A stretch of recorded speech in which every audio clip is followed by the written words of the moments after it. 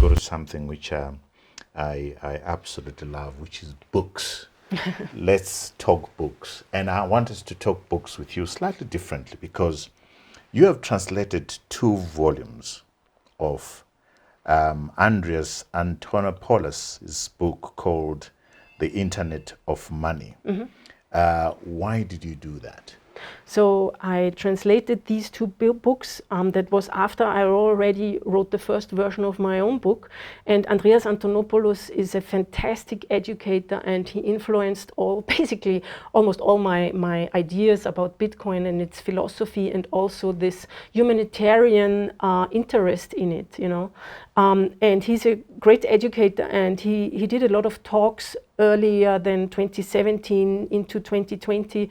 And he's a great teacher, and the Internet of Money books are explaining Bitcoin on a level where you understand the big basic implications it has on Is technology. Is it a technical book? No, it's a book for Okay. beginners, like for people who are interested in it, just to grasp the idea and the scale of these changes.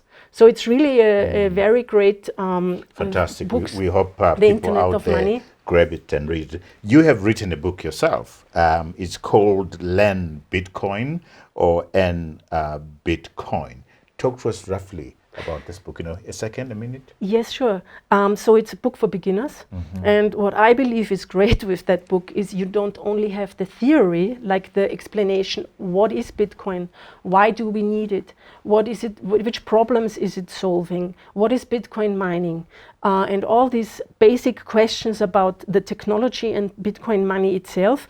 You also have a second part in the book where I give recommendations for wallets, how you safely secure your private key, your seeds, that you don't lose it and always have access to your money. And I also speak about resources and possibilities to earn Bitcoin. So that's why it's called Learn, Earn Bitcoin. Your book has caused a bit of controversy because its cover is a black raised clenched fist shaped in the map of Africa. Why did you choose that symbol? I got to know that symbol in Bitcoin Ikasi because it's basically their logo. And I thought it's very suitable for this book because I believe in Bitcoin as empowerment. And I believe that Bitcoin is a tool that can smallen the gap between the global south and the north, the wealth gap.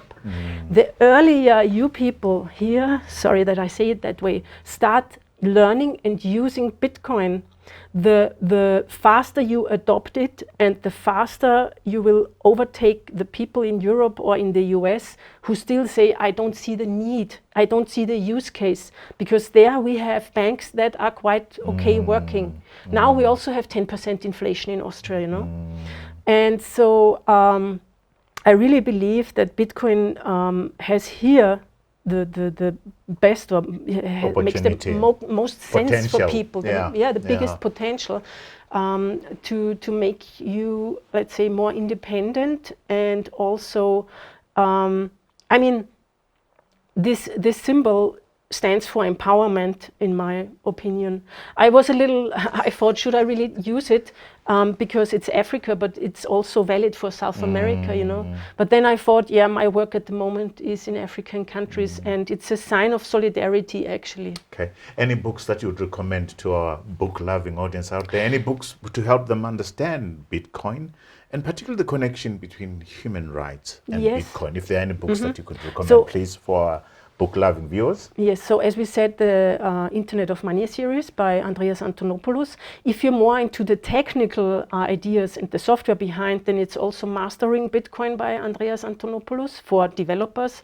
And then I would say the Little Bitcoin book is also on a very, how shall I say, understandable... Who wrote that book? Alena Vranova, Alex Gladstein, and 2 other people. Okay. Alex Gladstein is also a human rights activist, and so they speak from that perspective. I also speak about that in my book, and I recently made a keynote about how Bitcoin is enforcing human rights. Anita, this is a conversation that could take another year or more.